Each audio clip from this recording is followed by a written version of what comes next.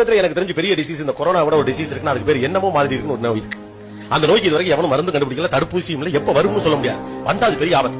காலையில எந்திரிச்ச உடனே என்னமோ மாறும், ஏன்னே தெரியாது. என்னமோ மாறுக்குன்னு சொல்லிட்டு இவங்க இன்னொருத்தவங்களுக்கு போன் பண்ணி இந்த மாதிரி என்னமோ மாறு இருக்கு, என்னன்னே தெரியல அப்படின்னு இவங்க அவங்களுக்கு போன் பண்ணுவாங்க. அவங்க சொல்லுவாங்க, நைட்டு சரியா தூங்கி இருக்க மாட்டேன், என்ன சத்து நேரம் படுத்து தூங்கி இருந்துச்சு, காலையில் சூடா காப்பியை குடிச்சு நல்லா இருப்போது அப்படின்னு. ஒரு 8 மணிக்கு திரும்ப போன் பண்ணுவாங்க. நீ சொன்னபடி காலையில் எந்திரிச்சு குளிச்சு காப்பி கீப்பி எல்லாம் குடிச்சாச்சு, அது என்னன்னே தெரியல, மசம் இருக்கு மண்டைக்குள்ள. உடனே அவங்க கேட்பாங்க, அது வீட்டுல பிரச்சனையா, காலேஜ்ல பிரச்சனையா, இல்ல அந்த கேட்டகரிக்கு கேட்பாங்க. கணவரோட பிரச்சனையா, பாய் ஃப்ரெண்டோட பிரச்சனையா, சாப்பாட்டுல பிரச்சனையா, பிள்ளைகளால பிரச்சனையா, எதுன்னு தெரிஞ்சா நானே சொல்லிட மாட்டேன், என்னன்னு தெரியல, ஆனா என்னமோ மாதிரி இருக்கு. ஆனா ஒழுங்கா கிளம்பி வேலைக்கு போ, இல்ல வேலையை பாரு சரியாயிரும். ஒரு 11 மணிக்கு போன் பண்ணுவாங்க. திரும்ப நான் என்னென்னமோ பண்ணி பார்த்தேன், என்னன்னே தெரியல, என்னமோ மாதிரி இருக்கு.